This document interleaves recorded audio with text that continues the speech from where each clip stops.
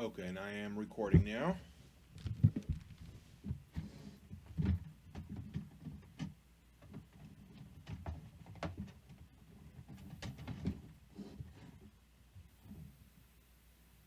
Go.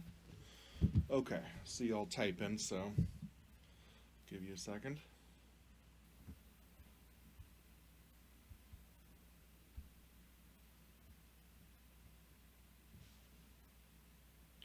Your tree fell over. Oh no. That's no good. How does a tree just fall over?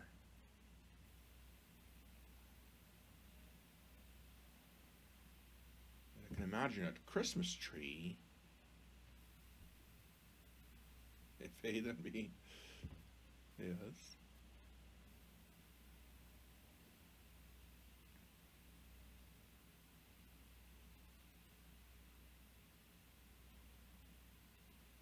Okay, missed wind. Let's see. Yeah, well, Tuesday, I'm going to go over it a little bit again. I made these presentations to try as a substitute for doing this in class. As I've already said, doing logic, it's like learning math or something, and it normally requires a lot of work on the blackboard or the whiteboard and in class work. So this is sort of a new thing to try to get this across in this way. So I added a little bit more to my slideshow just to make it a little bit simpler first, and then we'll do it. So we'll go over what we went over already. So it'll be kind of like review, but then hopefully the way that I show how to do it step by step will make a little more sense. Okay, so I'm just gonna get started. There's two of you here, but I assume people will watch it later. So right, just to remind you of the whole point that we're doing is how do you know if an argument is valid or not, right? How do you know if the conclusion really follows from the premises, right? It's good to know that because sometimes you have to evaluate an argument, right? Someone gives you reasons for thinking something, and you might think, well, I think those things are true, right? You might agree with the premises, but then the question still is, does the conclusion actually follow? Does it logically follow from the premises? If the premises are true, does the conclusion have to be true, right? That's the whole thing we're looking for in a valid deductive argument. Valid deductive arguments are cool because if the premises are true, you're guaranteed that the conclusion is true. And that guarantee comes from the structure of the argument, the overall structure, not the individual pieces necessarily, right? What their truth value is, but the overall structure. And so some argument structures will always give you a true conclusion when you have true premises in there, right? Like the modus ponens or modus tollens, right? Those ones, when the premises are true, you always get a true conclusion. It's just impossible to get a false conclusion out of them as long as you're sticking to that format, right? Affirming the consequent is not a valid argument form, right? There, if you can put in true statements, true premises, but you might get a false conclusion out of it, right? So you want to avoid those, and you don't want to lend any credence to arguments that are not valid if it's supposed to be a deductive argument, right? So the whole thing that you're trying to do is for any given argument form, right? It doesn't have to be modus ponens, modus tollens, or anything like that. Those ones are easy to recognize. I'll use them just to show you how it's done. But those are easy to recognize. You don't even really need to do logic for those. You can just see what they look like, right? But to test for any argument structure, right? Because there's way more valid argument structures than just those four that we looked at. Maybe I didn't make that clear. Right? Those are just some of the ones that are very simple and straightforward that we use a lot. And so we put names on them like modus tollens, modus ponens, disjunctive syllogism, hypothetical syllogism. Right? There's more, but there's literally an infinite amount of valid argument forms. So you can't possibly learn them all by name and learn to recognize them just by their shape. You can't do that. So you need some sort of way to check to see if a given argument is valid. And the whole thing that we're trying to do is, well, what are all the logical possibilities, right? In how many different ways could all the premises be true together? And then we can check to see if there is any instance where the premises are true but the conclusion is false.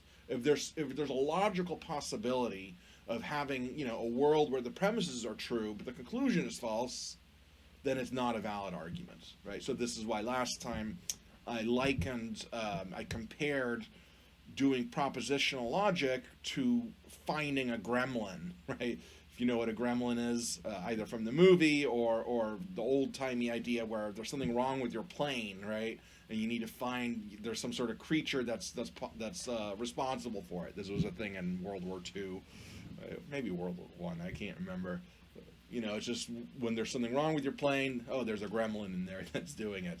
So it's the same thing we're doing here. We're checking to see if the argument format has a gremlin, if it has a monster in it, basically, right?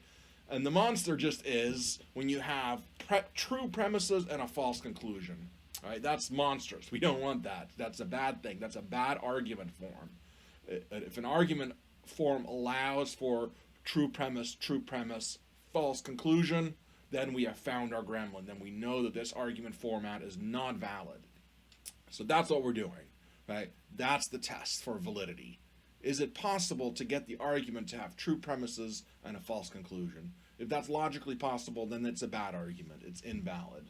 So basically, we're just doing a step-by-step procedure to look at all these different logical possibilities. All right. Okay. So this time I will go a little bit slower. Just remind you of this argument. I had it as France last time, the last few times I used this example, but I didn't want to end up with France being symbolized with an F and then talk about trues and falses with an F as well. That would be too confusing. Okay, so I just changed it to Belgium, another country right next to France, actually. So if we have this argument, hopefully you can tell just by your own critical thinking skills, you can tell that this argument is valid, right? I hope you see that, right? If there's two options, but if they're both true, if the first premise is true, that there are two options, then I'm either going to go to Spain or I'm going to go to Belgium, that at least one of those has to be true. But it turns out that I'm not going to go to Spain. Well, then it logically follows that I will go to Belgium. Right? Everyone can see that, right? And hopefully you'll recognize it as a disjunctive syllogism, right? Where you say A or B, not A, therefore B. So here's a good example of just imagining the possibilities, right? If both of those premises are true, the conclusion must be true, right? You can see that just at an intuitive level, and then I'm going to go through all the possibilities and show you, right, that you were right, basically. Maggie's typing something, maybe not. Okay, but everyone can see that this is a valid argument and why it's valid. I hope everyone sees that. It's a valid argument because the conclusion logically follows from the premises. In other words, if those premises are true, the conclusion must be true. Yes? So if we were to type it out in symbolic form, it would look like this, right?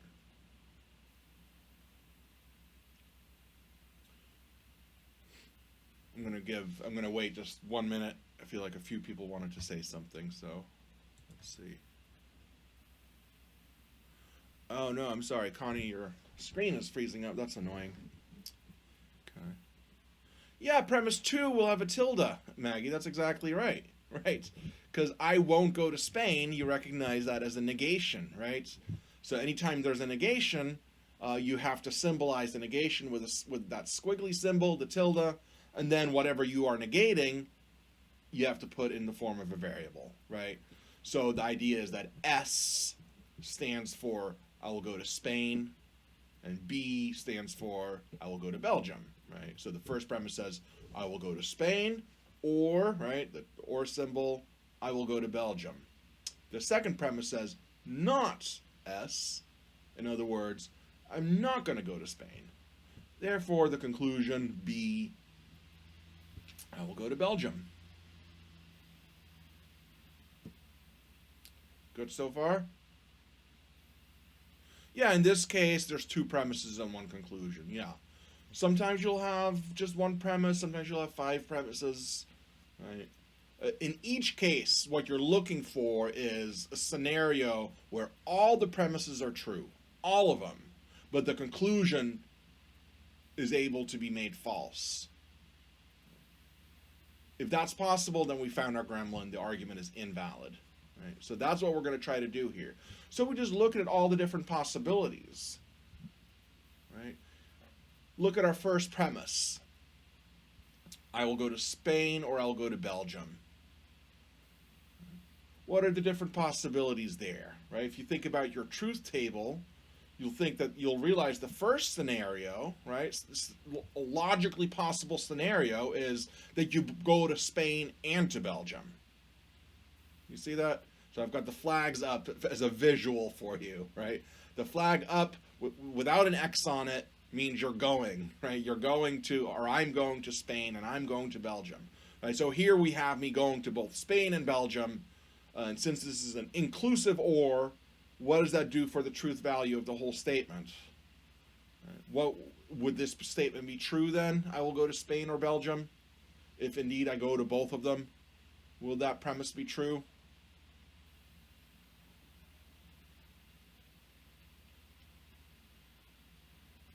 Oh, wait a second. Notice I put a T underneath the S, meaning S is true, and I put a true underneath B, meaning B is true. But I also put a flag up just to visually remind you of what we're talking about. Is the statement true in an or statement? Either use your common sense understanding of or look at your truth table, right? Or both, right? You're allowed to do both. That's what the or means, right? So if you have a disjunction when both sides are true, is the whole disjunction true or false?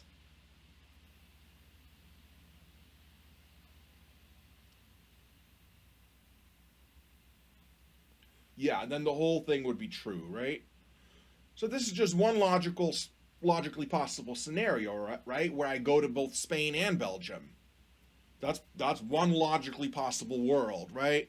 Another possible world is where I go to Spain, but I don't go to Belgium, right? Or another one is where I go to Spain, where I don't go to Spain, but I do go to Belgium, right? Another one is I don't go to either one of them, right? So we're going to look at four scenarios because those are the only possibilities, right? We only have two variables, S and B. So we're just going to go visit each of these possible worlds, each of these scenarios, right? Let's visit that world where I go to both Spain and Belgium. That's what we're doing right now, right? If I'm in that world where I go to Spain and Belgium, then the disjunction is true, right? Because I'm doing at least one of those, you know?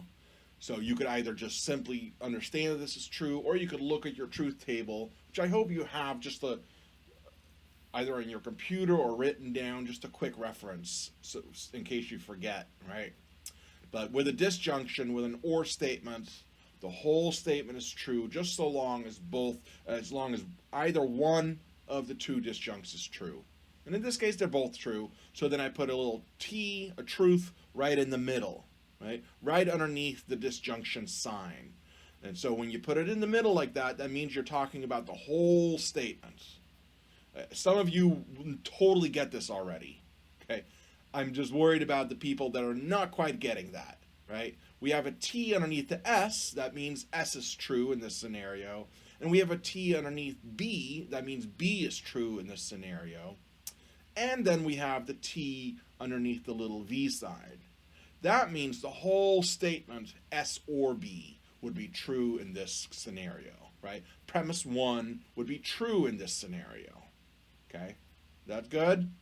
Now let's just put up the next premise as well. Yeah. So we're still in that same logically possible scenario where I go to Spain and I go to Belgium, right? That's the location in logical space that we're visiting. Right? Think of yourself as an astronaut in logical space. Here is one of these logically possible scenarios where I go to Spain and I go to Belgium, right? So what would I write underneath the S? Not underneath the tilde.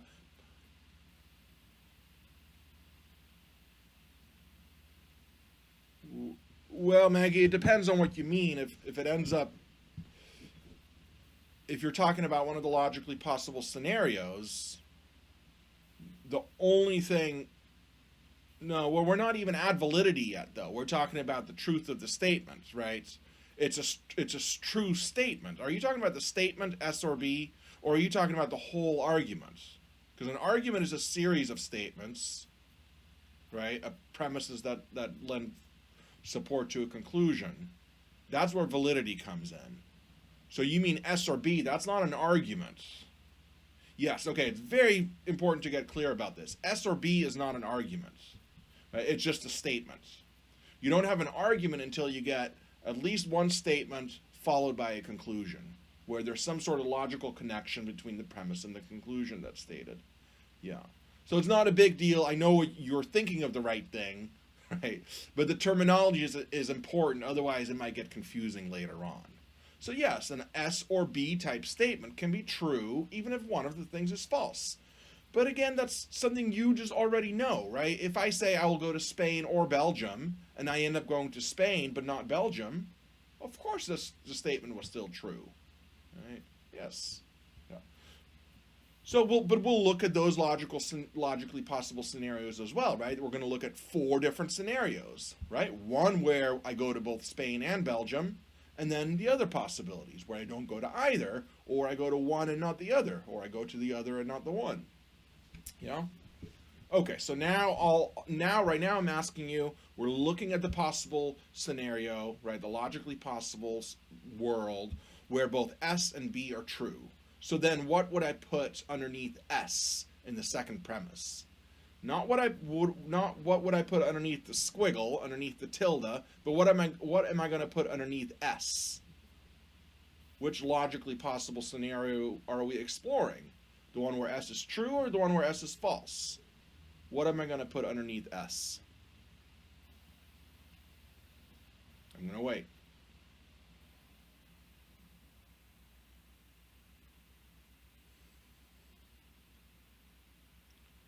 Well, what logically possible scenario are we looking at?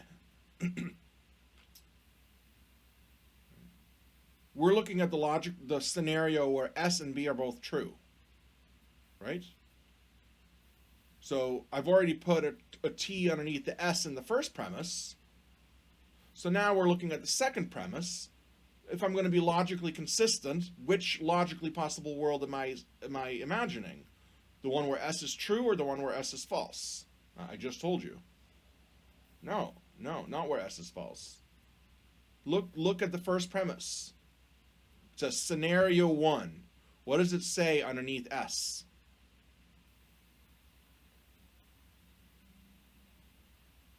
Yeah, S is true, right? Isn't that the world that we're looking at? Is the world where I go to Spain? Remember, S stands for going to Spain. So we're not looking at the tilde at all. I'm not looking at the squiggle yet. I'm just looking at the simple statement, I will go to Spain.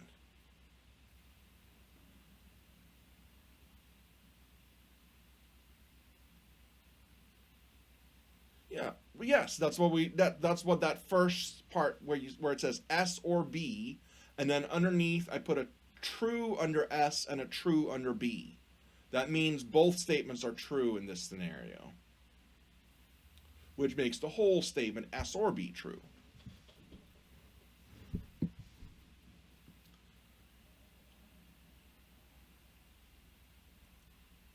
Not sure about what it being legal means.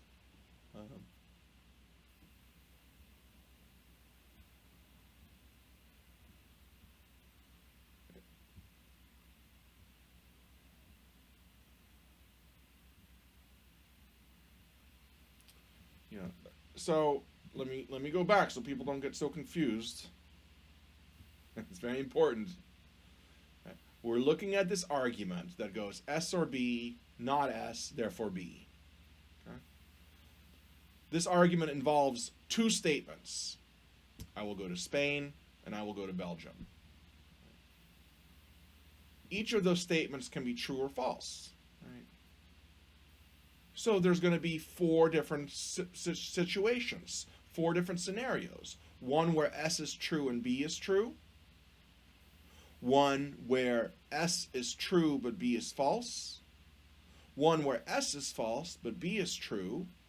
And then one where S is false and B is false. Those are all the logically possible scenarios, right? Is everyone getting this now?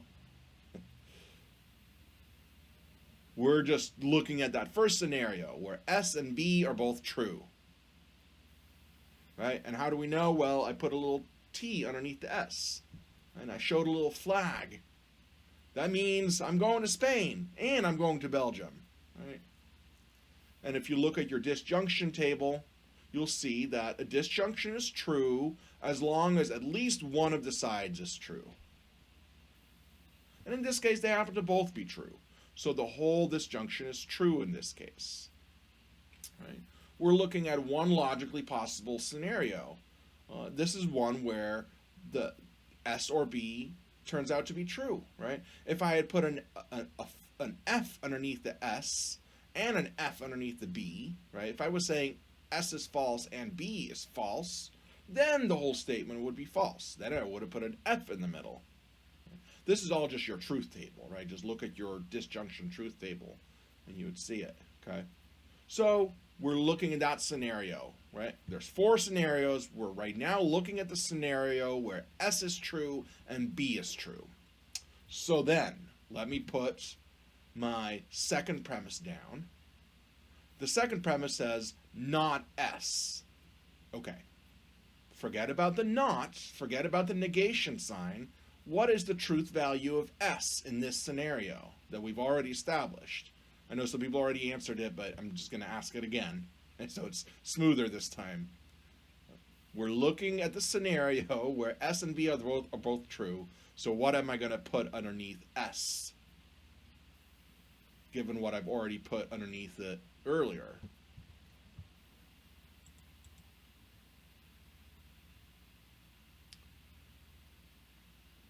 No, Anna, you were right.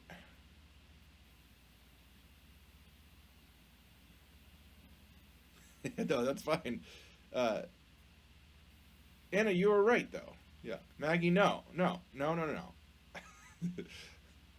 Look at that first premise again, and look at the truth valuations that we gave it. I am looking at scenario one. Here, I'm going to switch it over so I can point to it. We're looking at this scenario. Move this over for a second. Okay. Right. We're looking at scenario one, where S and B are both true. Right. We could have been looking at a different scenario where S is true and B is false, or S is false and B is true, or S is false and B is false. Those are all possible scenarios as well. Right now, we're just looking at this one. We're just looking at the situation where S is true and B is true. Okay, so when I move on to the second argument, nothing has changed. I mean, to the second premise, right? When I look at premise 2, we're still looking at this scenario. Right? So given that we're in this scenario where S is true and B is true, then when I ask you, what is the truth value of S? Well, I just told you what the truth value of S is. Right? I know it's confusing because of the tilde. So when I'm laughing or smiling about this, it's not because I think anybody's stupid. It's because the negation sign trips people up, and that totally makes sense that it does. Once you get it, it'll make more sense. Yeah, exactly. Yeah. Okay, so now just S by itself is true, right? You see how consistent we're making this? We had a little flag with the truth on it, right, underneath S. And now we still have it. Now, of course, I can ask you, well, given that we're looking at the scenario where S is true, what then is the truth value of the second premise? This is what you're dying to tell me. I think you're all trying to tell me what the truth value was of premise 2. But I wasn't asking that at first. I was only asking about the truth value of S. So now you can tell me, what is the truth value of not S?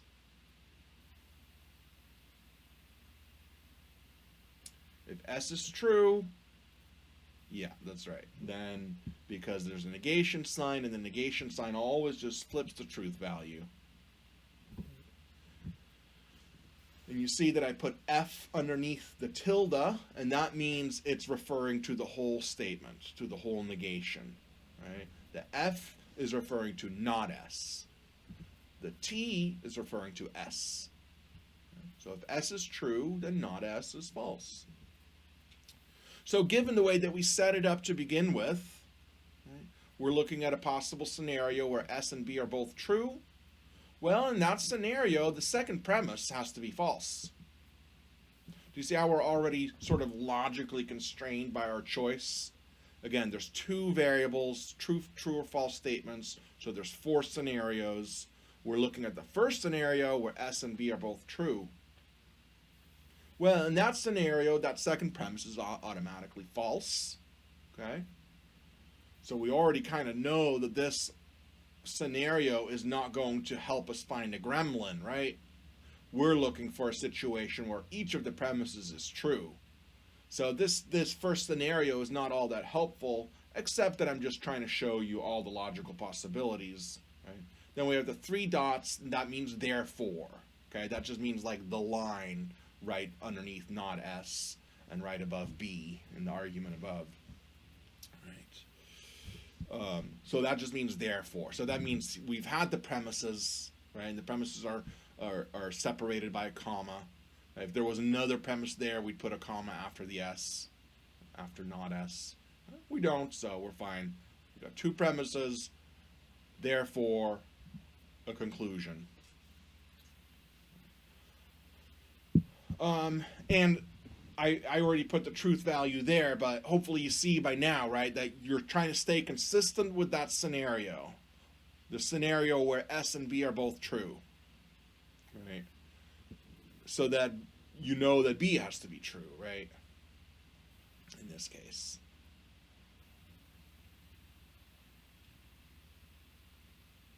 People are reacting to this. I'm not sure what this part is not surprising, right? We already said that the conclusion is true in this logically possible scenario. Yeah, I'm doing it a little bit more visual before we go into just pure truths and falses. Maybe that's confusing, I don't know, but I'm just trying to show you each of the scenarios. So here's logically possible scenario number 1. Oh, good. All right. Right? So we've already decided S and B are going to be true in this scenario, which means that the second premise is automatically false because the second premise says not S. And we know that the conclusion B in this scenario is true because that's the scenario that we're focusing on. It's the one where B is true, right? And it's also where S is true, but the conclusion says B. Okay. So here we have one logically possible world.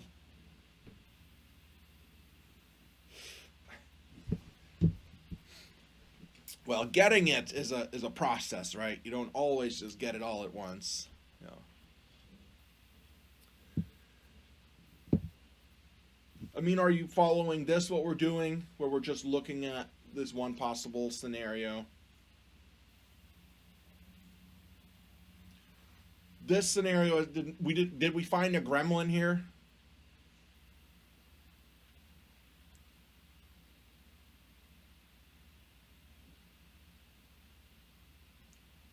Right, yeah, there's no gremlin here.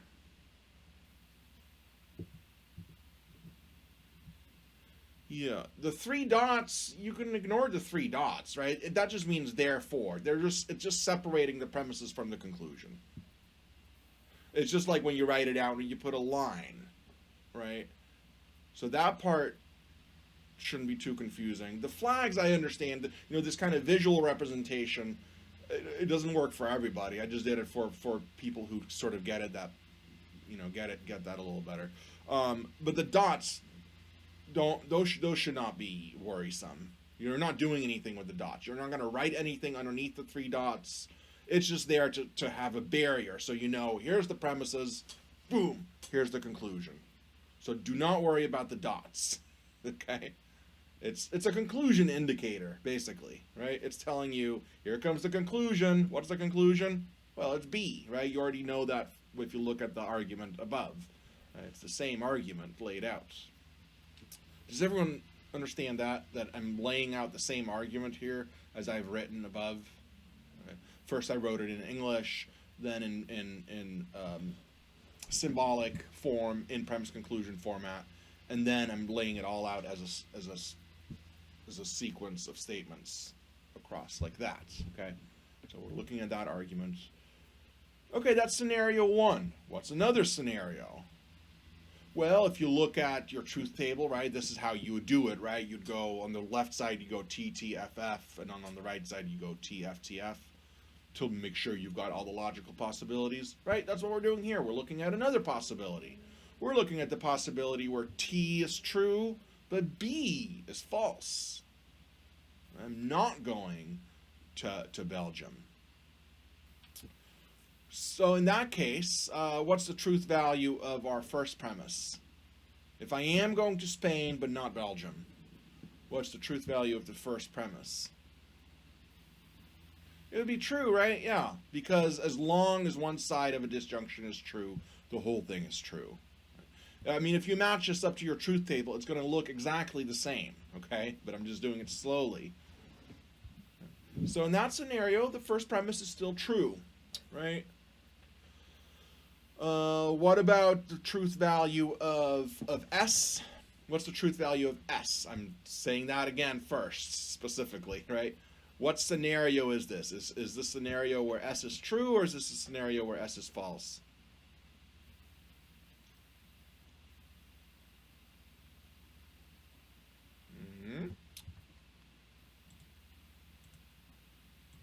We're looking at scenario 2. Oops.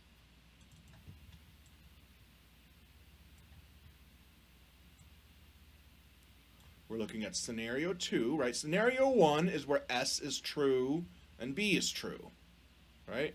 And then because we're in that scenario, we put a T underneath S because S is true, and we put a T underneath B because B is true in this scenario, right? And because there's a negation here, that means that second premise is false. Okay? Now we're looking at a scenario where S is true and B is false. And I'm once again asking you, what is the truth value of S?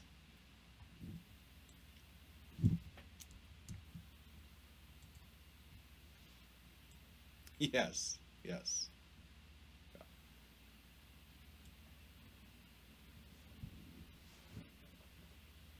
We're on the second row, right? Yes, S or B is going to be true in that case, right? Oh, sorry, wait. Yes, yeah. So it's the same thing as before, right? Everyone's saying false. You're probably thinking of the second premise.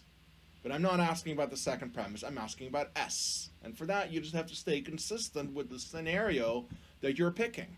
Scenario 1, S and B are both true. Scenario 2, S is true, but B is false. Yes? So then what's the truth value of the second premise? Now I'm asking you, what's the truth value of not S?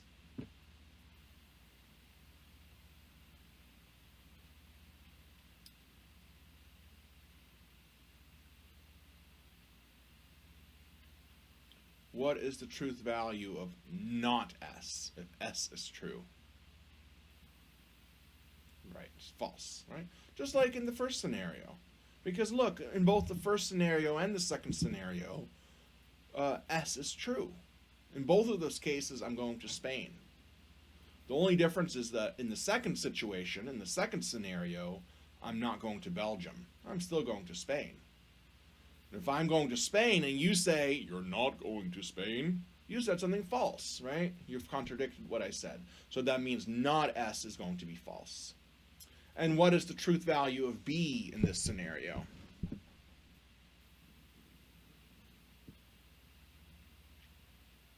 Again, you just look back at what we already assigned a truth value to B, right?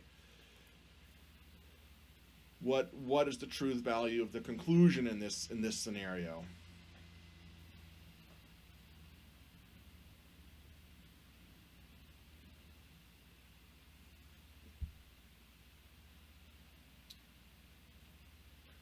Well, where are you getting true from? Again, let me go back to the thing here. We're in scenario 1. Right? Sorry, scenario 2. In scenario 1, S is true and B is true. Right? So we make the S true and B true. Now we're in scenario 2, where S is true, but B is false. So we've made S false over here. What is the truth value of B over here?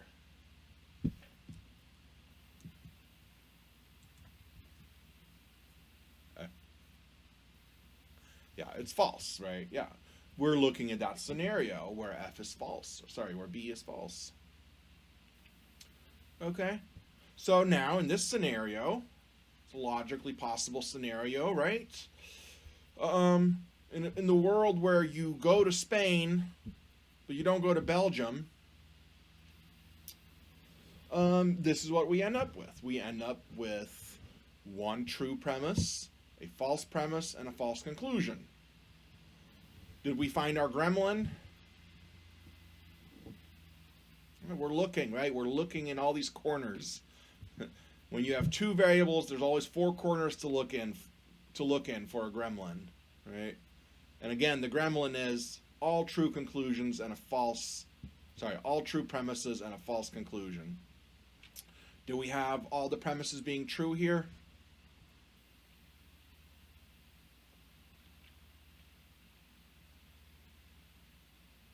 In the second scenario, is there a true premise? Let's put it that way.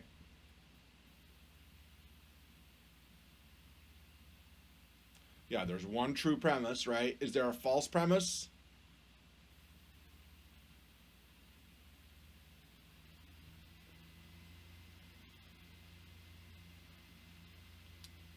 In scenario 2, we have two premises. Right? Remember, S is not a premise. B is not a premise. Right? The two premises are S or B and not S.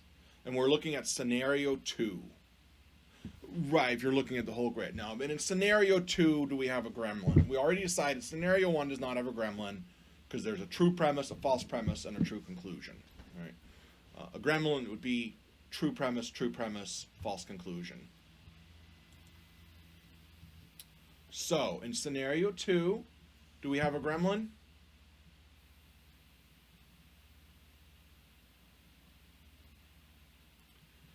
Which premise is... Well, are all the premises true, Connie? In scenario 2?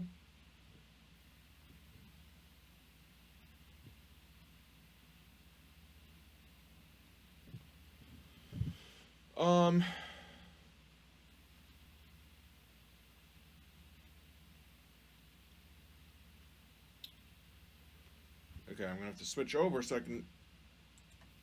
The conclusion, yes. But we're looking for all true premises and a false conclusion. Remember, these are the premises, right? The premise 1 is S or B. Premise 2 is not S. So there's just two premises. Here we put the true underneath the or. So that's premise number 1 is true. Premise number 2 is false. Not S is false. And the conclusion is true. Here we're looking at a scenario where S is true, but B is false. So again, S is true, but not S is false. Right? That second premise, not S, is false. The conclusion is false as well, because we're looking at the logically possible scenario where F is false. So this is just one possibility. And again, we have a true premise, a false premise, and then in this case, a false conclusion. So we did not get a true and an F, right? For people who thought that all the premises were true, you must have been looking at S. You must have been looking at the truth value of S. But the second premise does not say S. The second premise says not S.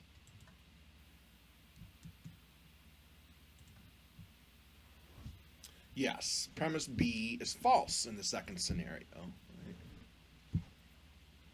See, this is why I'm doing it really slow. Yeah, so Maggie, when you ask why is B no longer true, well, that's the logically possible scenario we're looking at, right? We just looked at one where S and B are both true. Now we're looking at where S is true but B is false. Then we're going to look at where S is false and B is true. The not was done twice. Well, maybe you meant because of the X, but it's one of those too many negations. Maybe the X just means it's false that you're going to that country of the flag, right? So there's not really the not S was. Oh, you're talking about the not S was done twice. Yeah, that's right. That's right. Because there's one scenario where S is true and B is true, but there's another scenario where S is true but B is false. Right? So you have to do not S twice. This is not an option. No, I mean if you look at the truth table for a disjunction, it's going to look like that. It's going to look like TTFF, TFTF. There's always going to be two different scenarios. One where, in both cases S is true, but in one case S is true and B is true. In the other case, S is true and B is false. So in scenario one, yeah, we're looking at a case where S is true and not S is false. And scenario two, same thing, but this time B is false. And that's going to have an impact on our understanding of the overall argument. Okay. Yeah, okay. Slowly getting it.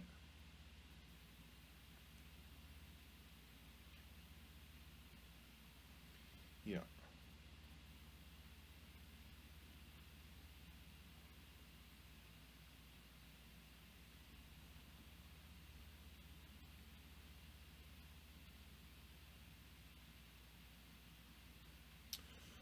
What's only false if both premises are false, Anna? What's the it that you're saying is only false?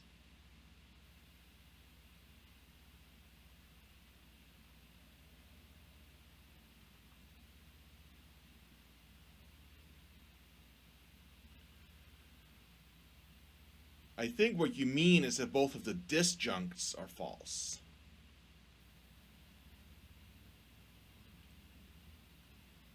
Right? If what you mean is an or statement is only false when both of the sides are false. Yeah. But the S and the B are not premises in this case, right? They're just statements. The premises are S or B, not S. Right? Those are two specific statements. One is saying S or B is true. Right? One is saying not S is true. Right? S does not appear as a premise, and B does not appear as a premise either. Right? So when you're talking about the disjunction statement, the S or B, I think what you meant to say is it's only false if both of the disjuncts are false. If S and B are both false. If that's what you meant, that's correct. But again, the language matters here, right? Because if you start calling those premises, you're going to get confused. The premises are the actual statements in the argument, not necessarily the simple statements that they're composed of. Sometimes you might get an S by itself as a premise. That's fine, right? If P then Q, P therefore Q, then you have P as a premise. But in this case, no. Yeah, okay. No, that's fine. A lot of times people know what they're asking, right? Maggie did this earlier too, right? You know what you're saying. You're just not totally used to the vocabulary yet. Whereas for me, I'm very, very a stickler about that. Okay, so we've looked at two different scenarios. We have not found a gremlin. Okay, let me see your dumb question, but it's not going to be dumb because it'll probably be helpful for everybody.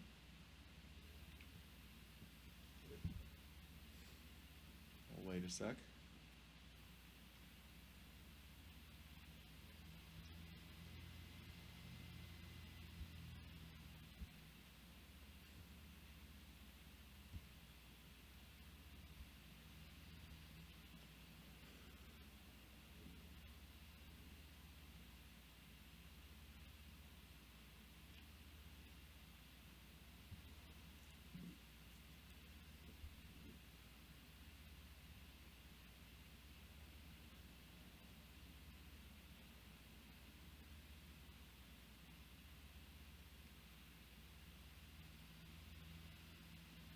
could also do it over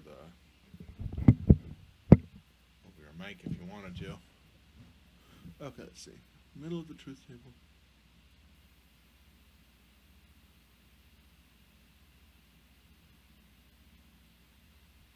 Yeah, that is what we're doing, Anna. You're totally right. That's what we're doing. But before, when I laid it all out in a grid all at once, it was a little overwhelming to people, right? Um, but that's all we're really doing for the truth tables.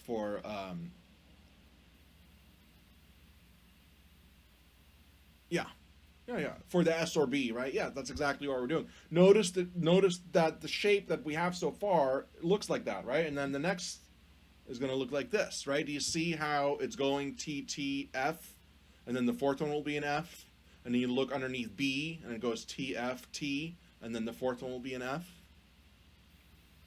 You see how we're doing that? So we're doing the exact same thing, just a little more slowly.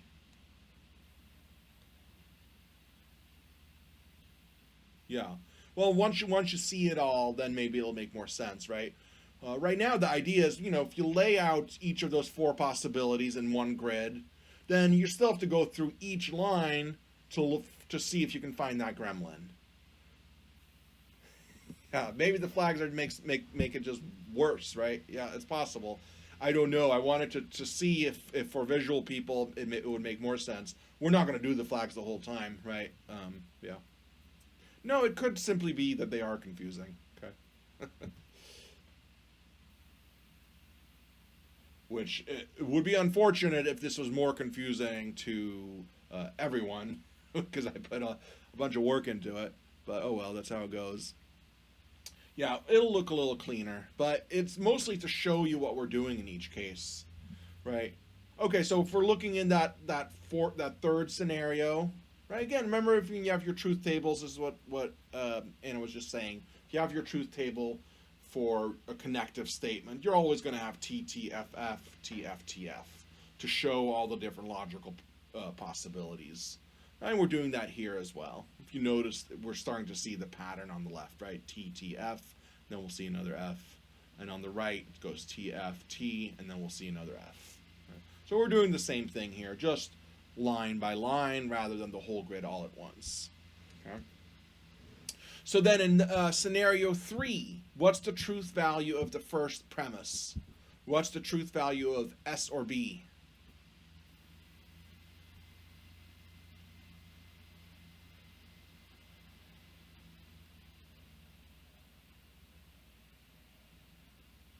Right, yes, exactly. Because a disjunction is true as long as either side is true or both. Right? In this case, we're looking at the logically possible world where S is false, but B is true.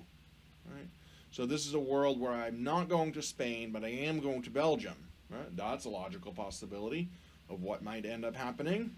Right? And so in this world, what is the truth value of S? I just said it, so don't get confused again with the negation. I'm asking about the truth value of S, not asking about the truth value of not S, right? What's the truth value of S in this scenario? And it's false, finally, right? What you've been wanting to... No, nope, not true. Nope. Look at scenario 3. Yes, yeah. Look at scenario 3. What's underneath the S?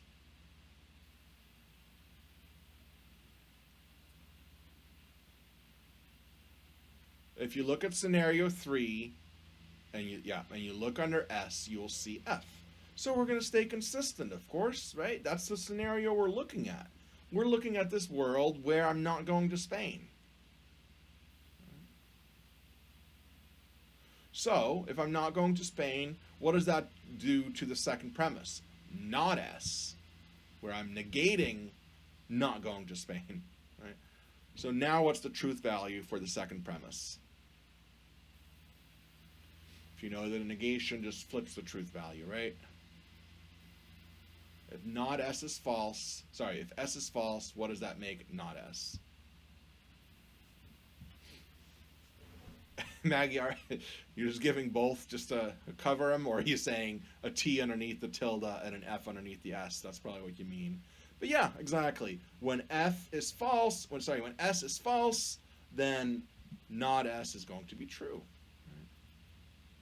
And what's the truth value of B in this scenario? Again, you just look underneath B, right? What's the truth value of B? True. So, right, so if you're looking at each row, you can see that we're staying consistent, right? For the whole row, for scenario 1, for the whole row, we're making sure that S is always made true and B is always made true. Because that's the corner of the possible universe that we're looking at, right? And then in scenario 2, we're always making sure that S is true and B is false. And then we're seeing what that does to the premises and the conclusion, right? That's why you're doing all this, is to find out, well, what would it be like if this were true but that were false? And what would it be like if this were true but that were false? What would it be like if both of these things were false? What would it be like if they were both true? That's what we're doing systematically here. Okay. So now in row 3, scenario 3, do we have a gremlin? Did we find our monstrosity? Are all the premises true and the conclusion false? Did we find a gremlin in scenario 3?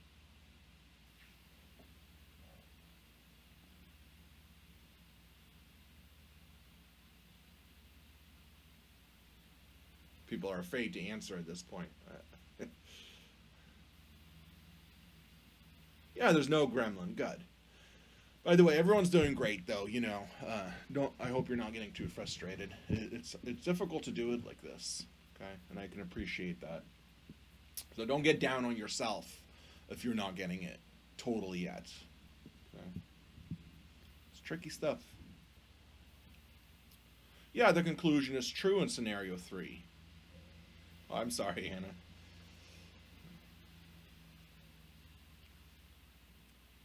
Should never be that bad. But logic does have that reputation. Making people cry.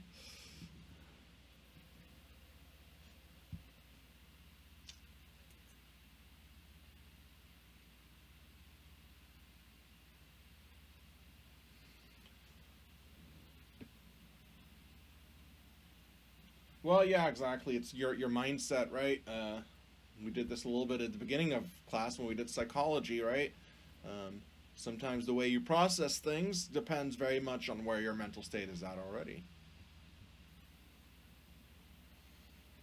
And, you know, it is really true. Your brain is a little bit compartmentalized, you know? So if you have a lot of resources dealing with emotional issues, which is important, and everybody needs to do that, then sometimes you might not have as many resources for the purely rational, purely abstract stuff, you know. So it's difficult. It's sometimes you're in a better headspace to do it than at other times, depending on what you're going through.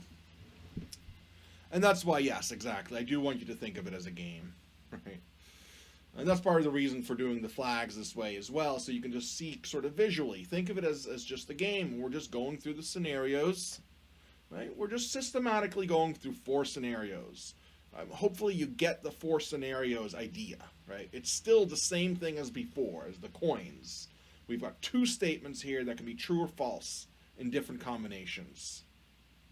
And we're going to look at all these combinations and see what happens for each row, for each possibility.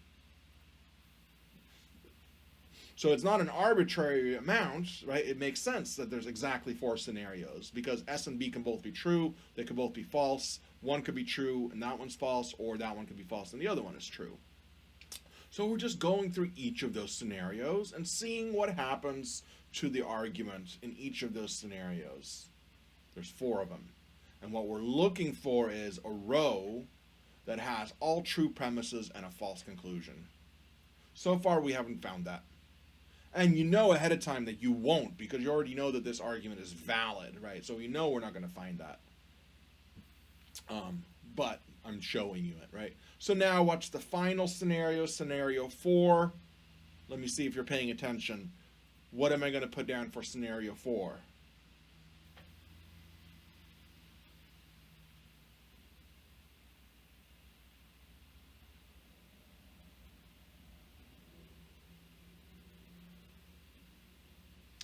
what will the truth value be for S and B?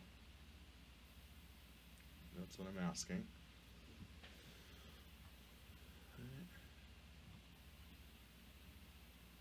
Well, just S and B first. Given that I've looked at it, yeah, exactly. Now we're going to look at the scenario where both S and B are false.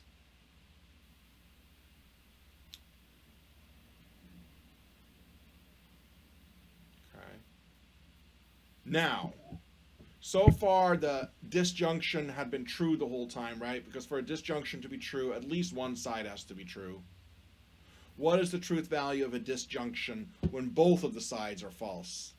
If I tell you that I'm going to Spain or Belgium, but I don't go to either, what is the truth value going to be? Yeah. False. Yeah. Right. Now, of course, maybe you were suddenly thinking of a conditional, right? Remember, if it's an arrow that we have in the middle rather than the V shape, you fill it out completely differently in the middle, right? When you have a conditional with a false antecedent and a false consequent, then the whole statement is true. But we're looking at a disjunction, right? And a disjunction is true just in case either side is true or both. But it's false if both sides are false. Okay. And what is the truth value of S? I'm going to keep asking. What's the truth value of S? I'm not asking about not S. What's the truth value of S in scenario 4? You just told me, but this time maybe you won't get confused anymore. Yeah, we decided that F is going to be false right here. Right. Yes. Yeah. Now you're getting it.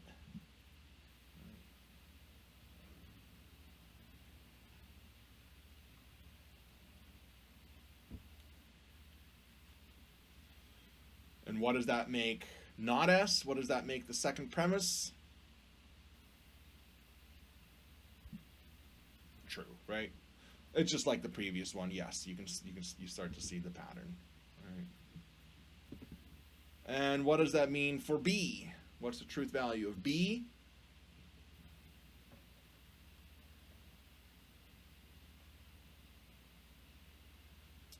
Right.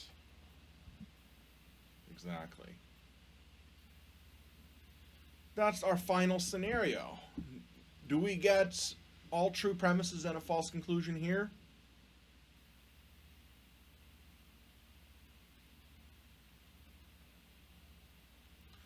No gremlin, is there? So again, when you have two statements, there are 4 different ways that they can be true or false together. So there's 4 different logical worlds, logically possible worlds, right? We're trying to stay consistent, right? We're saying there's 4 different ways that this can all shake out, right? 4 different scenarios for this argument, right? What if we lived in scenario 1? What would it look like? This is what it would look like. Right? What if we lived in scenario 2? That's what the whole thing would look like. What if 3? What if 4? We see each of the 4 possible ways that this argument could shake out, depending on what actually happens, right? Ahead of time, right, without knowing, we've got 4 possibilities. I'm either going to Spain or France, right? Means that there's 4 different possibilities, right? That whole statement could just be false, or it could be true. But if the statement, I will go to Spain or Belgium, is true, there's at least 3 different ways that it can be true, right? And you see the different ways affect the truth value of the other premise and the truth value of the conclusion. You see that? Because we sort of started just with S or B and put all the logical possibilities underneath that. And then you see what sort of effect it has on the rest of the argument. Right? So, do you kind of see it? Do you see that for any argument with 2 statements in it, right, 2 simple statements like that, it's going to look the same. We're going to look at 4 different scenarios. Right? Now, if you have 3 statements, then this would look twice as big. Then there would be 8 scenarios to go through. And that's why eventually we're going to learn the shortcut method that's going to be a lot shorter. Because look, you kind of know already, right, that if you look at scenario 1 and scenario 3, those are both instances where the conclusion is true. So we know there's no gremlin there, right? So when we do the shortcut method, we can just look for the possibilities where the conclusion is true and ignore those. We're only interested in those possibilities where the conclusion is false, because we want to know if there's a logical possibility where all the premises are true but the conclusion is false. Which hopefully you saw here, we just can't do it, right? There's no way to do it. If we're following the rules, if we're staying consistent, and we're following the rules for the connectives, there's just no way to get a logical possibility where the premises are true and the conclusion is false. Yeah. So that means it's a valid argument form, right? It's something you can rely on. You can be sure that if you were to plug in true premises, like in scenario 3, right? If you were to plug in true premises, then you're only going to get a true conclusion, right? Look at scenario 3. That's the optimal situation, right? That would be a sound argument. That's what you want. You want to be able to trust the argument format so that if in fact your premises are true, your conclusion can only be true.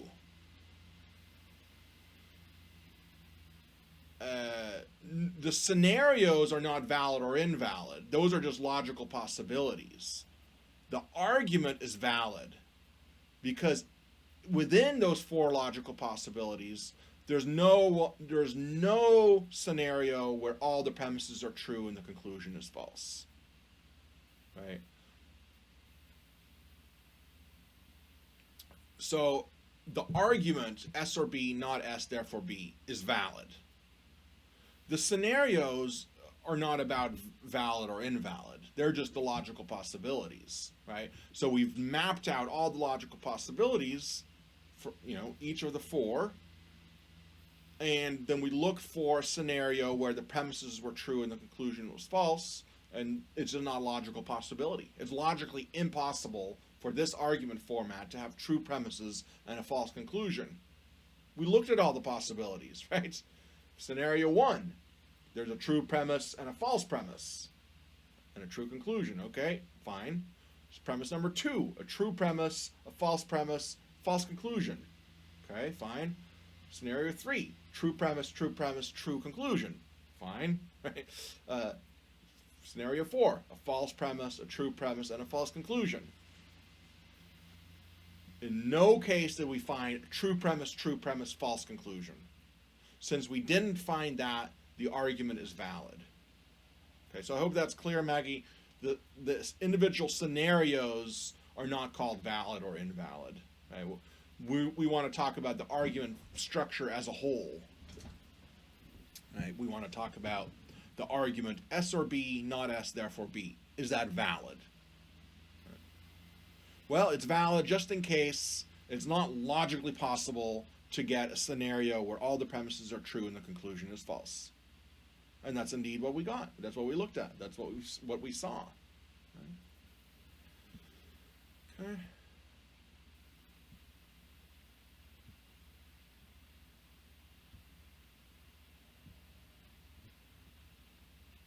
Okay. So this is what it would look like without the flags, right? I put the P and the Q separate in this case, just to right away show you. Right? On the left, here, let me switch over so I can point to it.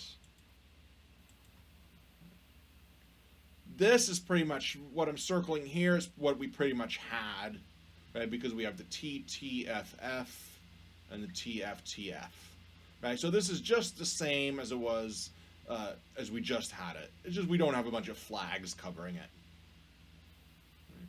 And the middle row is the same as well as it just was, right? We again see that it's always going to be true as long as one of the sides is true, but it'll be false if both sides are false. It's the same sort of thing. I just put the P and the Q to the left. People sometimes do this just to show you which scenario we're looking at in each case, right, for the whole argument. So for the whole argument, first we're looking at scenario 1, where P and Q are both true. Right, here we're looking at the scenario where P is true but Q is false. Notice we made P true, Q false, P true, Q false. Here we're looking at the scenario where F is or P is false and Q is true. Notice we made F false and Q true in each case. F is false, sorry, P is false and Q is false, is true. Right, being consistent with this row. And then finally the final row where both sides are false, right? P is false, Q is false, P is false, Q is false. You see that? If we're ignoring for a moment the truth value of the whole premise, but simply looking at the P's and Q's. We're doing the same thing. There's the 4 possible scenarios, right? And we see when there's 2 simple statements like this, there's 4 different ways that they can be true or false together, just like the coins, right? I'll keep going back to that just to remind you. So does everyone see that this is exactly the same as this? It's just I used P's and Q's, and I put the S and the B, the simple statements, to the left, just so we're keeping track of everything. So this is exactly the same.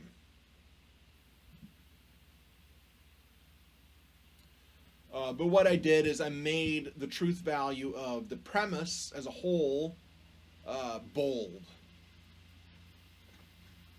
Hopefully that was helpful, even though maybe the flags weren't. Right? Maybe I should have just done this step by step, right? Instead of having the visual, which maybe was more distracting than anything. But it's the same grid that we're looking at, right? The only difference, like I said, is I kind of put the P and the Q to the side. And we don't have to do anything with those anymore, right? That's not part of the argument. There's no individual, well, there's a conclusion Q, but we're just showing you each of the possibilities that we're looking at. We're showing you which scenario we're talking about. So the first row is the scenario where P and Q are both true, right? And so when P or Q are both true, what does that mean for premise 1? Well, I guess we don't have to go through them all again. Let me wait a sec to see what people are typing. Yeah, it would be true, right? Yes, you're correct, right? It's no problem. It's always like this. This is a difficult topic anyway, right? So even if we were doing this in class, it would be very, very difficult. Yeah. It is one of these things where once you get it, it's not so difficult anymore, because it is just a finite set of rules and a finite list of things to do, right? It's pretty much just, you get your arguments, and as long as there's just 2 simple statements in there, then you know the 4 different logical possibilities that there are, right? Both true and one false and one true, or both false. Those are the different possibilities that you have. And then you go through the argument scenario by scenario. You go through each of those 4 different possibilities. So here, if you're looking for the bold T's and F's in each of the 4 rows, you'll find, once again, there's no row that has all true premises and a false conclusion. Right? Yeah. So I'm not going to go through the whole disjunctive syllogism again, because we just did it, but I'm just showing you this is what it's going to end up looking like when you actually do the truth table, right, properly, without using a bunch of flags and stuff like that, right? Yeah.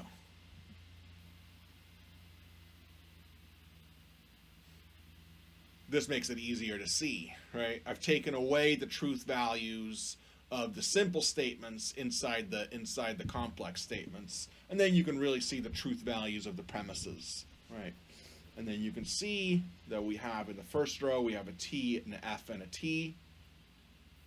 And so we have a true premise and a false premise and a true conclusion. The second row here, we have a true premise, a false premise, and a false conclusion. Here we have a true premise, a true premise, and a true conclusion. That's great, right? That's what you want, of course. You want to be able to have true premises that inevitably lead to a true conclusion, right?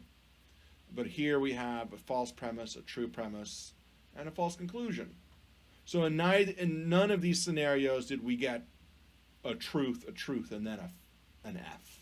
That would be bad, right? That's what we don't want. We want a valid argument form. That means we can trust it. We can trust it that if we're going to plug in true premises, we will get our true conclusion each and every single time. Whereas if this is an invalid argument format, we would see a T and an F somewhere. Right? That means you could put in true premises and get a false conclusion out, which is what we do not want, right? That would be the gremlin. That would be the problem. We don't find that here, so there's no problem.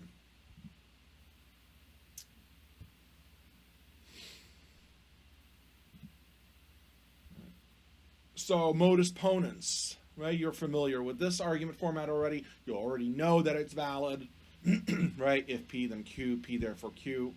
So you do the same thing. You'd write it out as an argument like this, right? You'd write if P, then Q, comma, P, therefore Q, right? You just write it out like that, okay? Just like you did a second ago.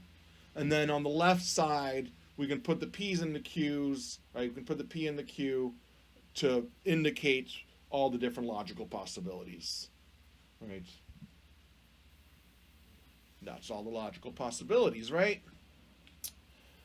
Now, would you be able to fill out the rest of the argument?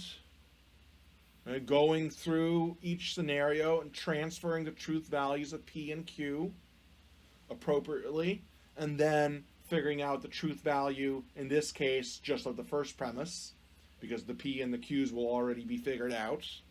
Right? So then go through and figure out the truth value of the first premise. Could you do that right now on a piece of paper? No? Well, you could do, I mean, the first row, for example. Let me walk you through this here. So here I have the argument up that we're evaluating, right? This is this argument here. So suppose you didn't already know that it's valid, right? Suppose this is a brand new argument and I'm asking you to do a truth table proof, right? Using a truth table to prove whether it's valid or invalid. Your first step would just be to write it out like this. Right? Write it out like this. A premise, followed by a comma to separate it from the other premise. Right? We have a premise and a premise. And then the three dots as our conclusion indicator, which we can just ignore. It's just the barrier between the premises and the conclusion. Right? And then on the very left over here, we're showing all the different logical possibilities that there are for P and Q, right? P and Q could both be true. P could be true and Q is false. P could be false or Q is true, or they're both false. Right? So then we're going to do the same thing we did just a second ago. In this first row, you should write a T underneath each of the P's. And you should write a T underneath each of the Q's. Once you've done that, then you go and look and see, are there any other truth values that I need to fill in?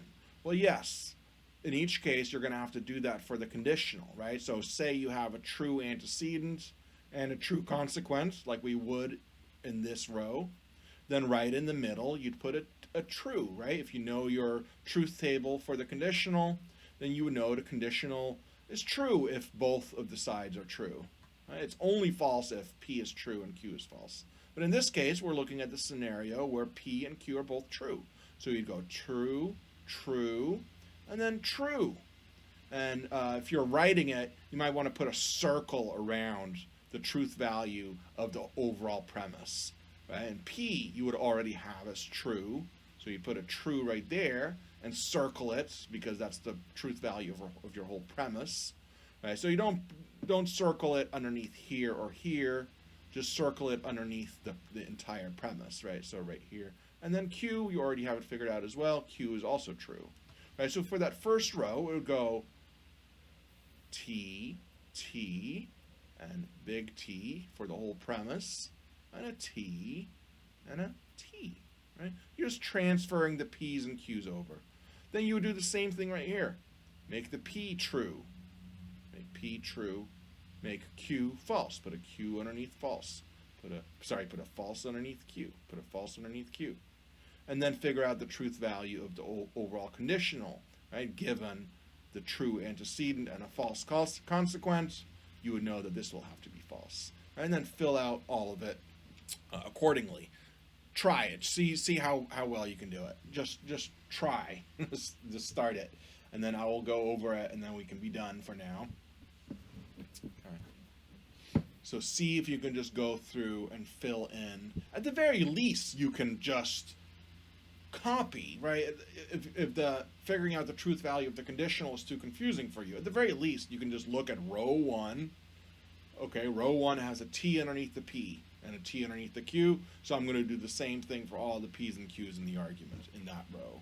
And then you move on to the second row and do the same thing. Okay?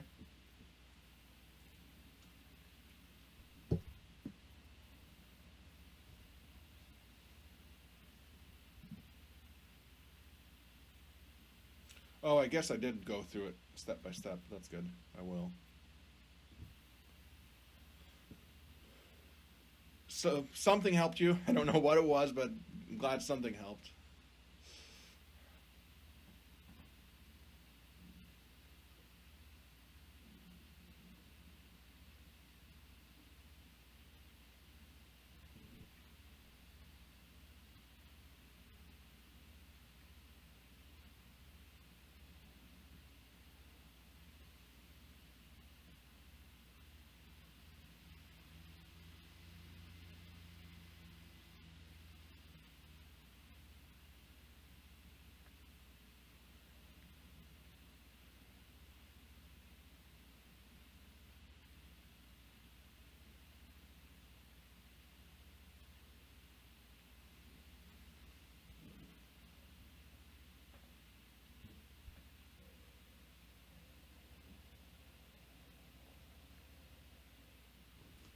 Yeah, did you guys stick around last time to figure out a study group? Not yet?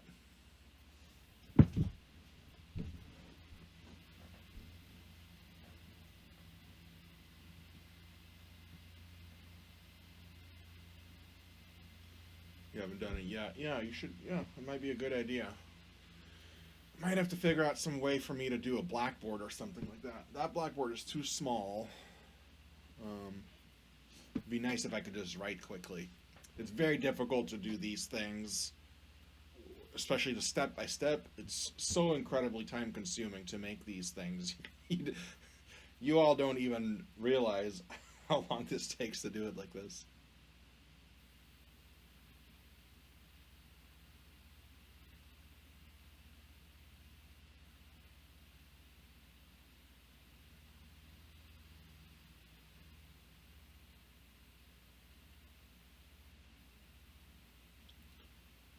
Yeah, something like that could work as well. Yeah, I mean, and yes, I did give you assignments to practice with, but sort of from like last week, right? So yes, you will get more practice for these things before the midterm. Right now, it's just a matter of getting, showing you the basics. Okay, let me go through this one, and then maybe I'll leave you with one to practice. Okay. And yeah, Anna, I'm sorry that it can feel that way. I don't be too sure about it. Right? This is difficult stuff, like I said, and it is also, maybe I shouldn't have done the psych stuff at the beginning. I just think it's very helpful, but then sometimes, maybe we needed more time for this. It's a possibility, right? So if you imagine that we hadn't done those 2 or 3 weeks at the beginning, then we may have, you may have felt more ready at this point. Okay, so for the first row there, simple enough, right? You would get that at least. You're just transferring over the values for P and Q, right? That's that first scenario. Right? The first scenario is always the scenario where P and Q are both true. T, T, T.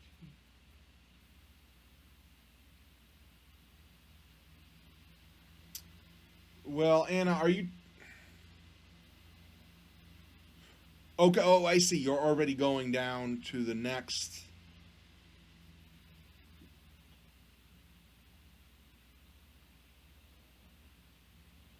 Let's see. Well, I'd have to see. Would it be FTF?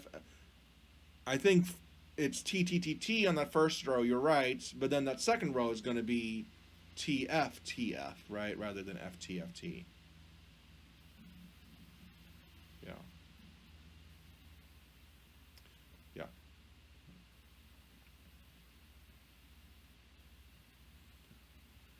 That's awesome. Okay, good. Yeah. So yeah, scenario one, right? You just put T's underneath each of the P's and the Q's. So we have our second premise truth value figured out, right? P is just true. And the conclusion truth value is already figured out as well. It's just true. What about the truth value? Oh, sorry, you know what, Anna?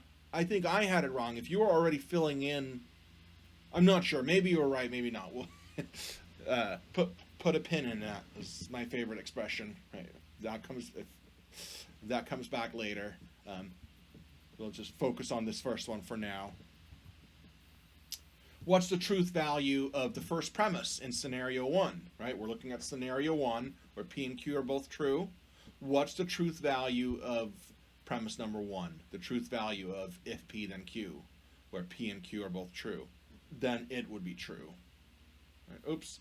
Okay, so I did not do that yet. But yes, then it would be true. So the way that I did it, I forgot, is I had not gone in to fill in that value yet. Yeah. Yeah, that's a good way to do it, Connie. That's right.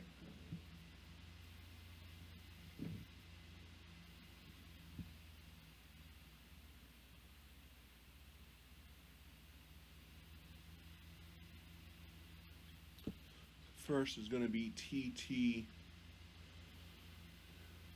Now, Anna, when you're saying TTTT, there's 4 T's in a row.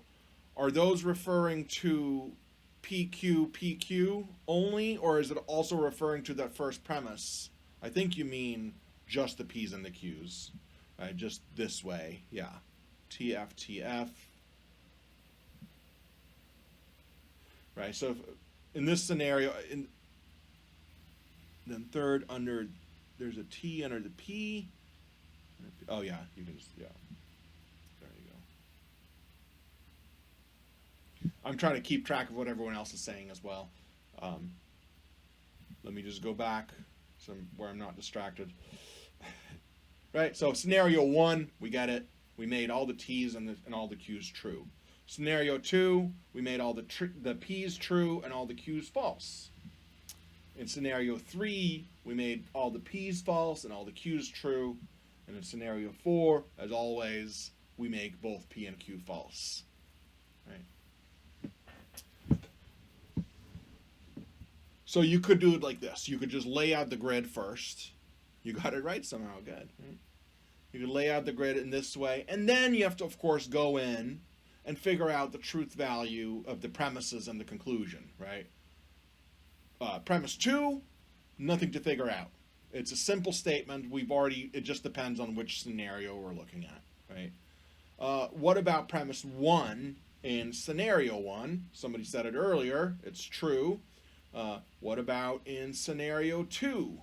This is where I feel like I should have also done it incrementally. But scenario 2, right, where P is true and Q is false.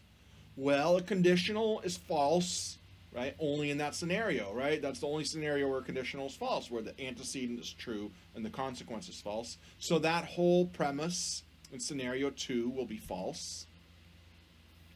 In the third scenario, where P is false and Q is true, well, then the conditional gets to be true, right? Because conditionals are always true unless it's one of the scenarios where it's true antecedent, false consequent. And the same thing for the last one, where P and Q are both false, the conditional will still be true, right? Remember how that works. If you give me $1 million, then I will eat a worm. True statement.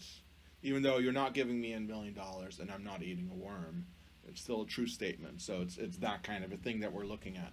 So now we've got it all. We've got all the logical possibilities all laid out bare, right? These are all the possibilities that there are when it comes to combining two statements that both can either be true or false. There's 4 scenarios. Right? We're checking out the scenarios. We're looking in each row to see if we can find a gremlin. Can you find a gremlin here? Is there a row that has a gremlin?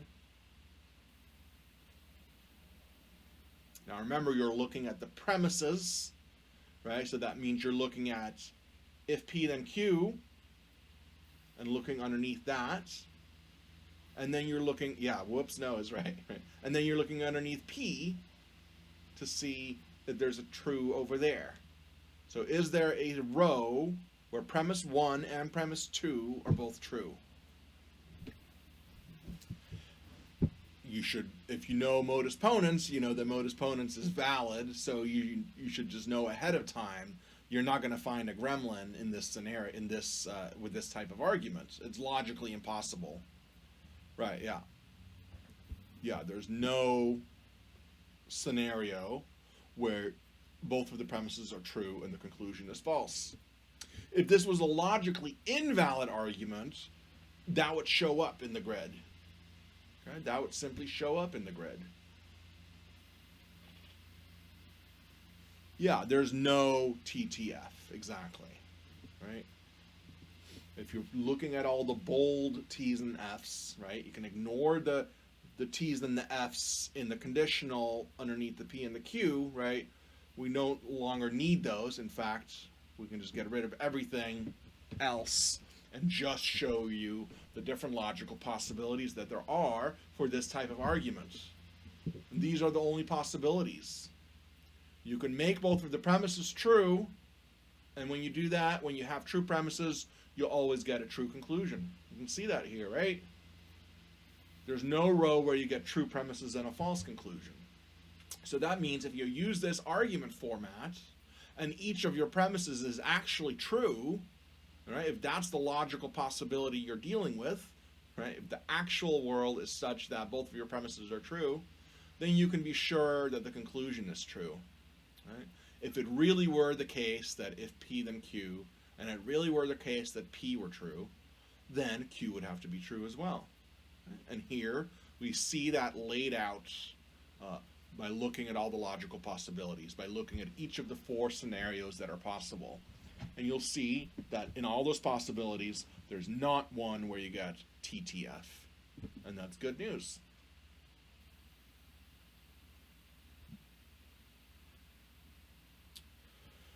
So why don't you do this as an exercise?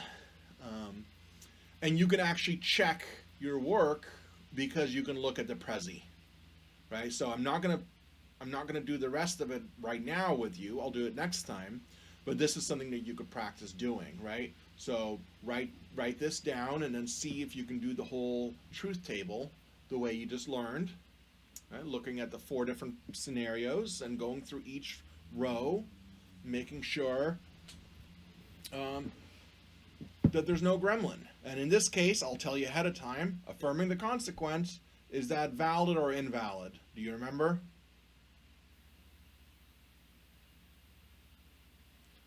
Well, we're past time. I'll just tell you. It's invalid. So when you do this grid, when you do this truth table, in the same way that we just did, fill it all out, follow the rule for the conditionals to fill out that value for the first premise, and then look to see if you have a T and a T and an F.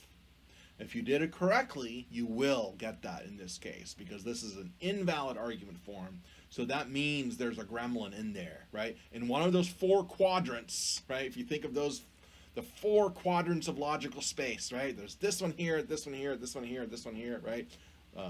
both of the statements are true, both of the statements are false. One of the statements is true, the other one is false. This one is false, and the other one is true. The 4 different scenarios, right? One of those quadrants, one of those 4 possibilities is going to contain a gremlin, right? So this will be very exciting. You will, if you do it correctly, you'll catch your first gremlin, and you'll find out that the argument is invalid.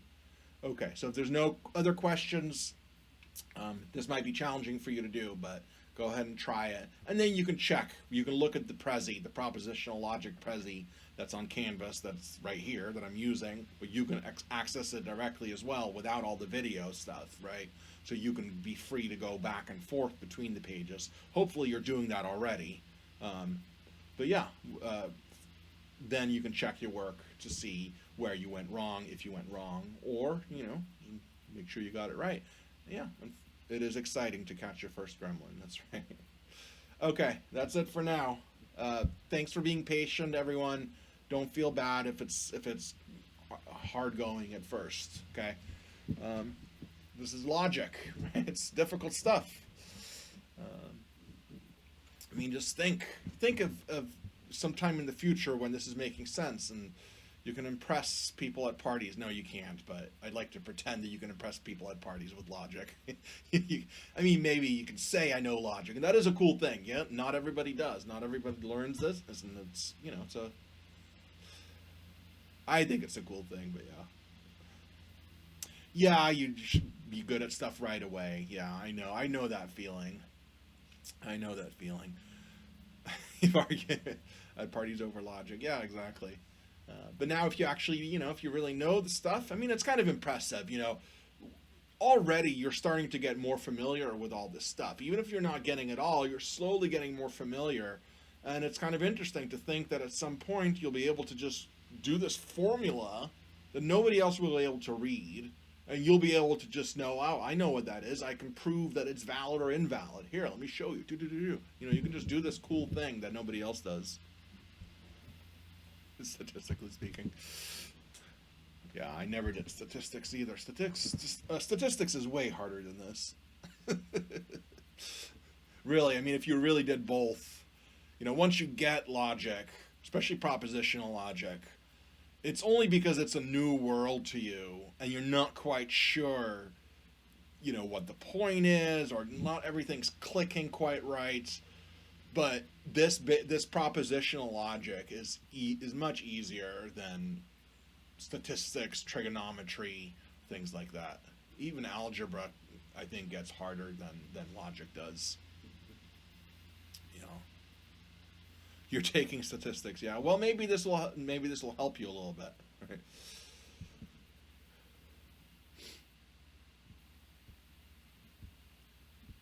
Okay, so we are done. I'll hang out for a sec, but.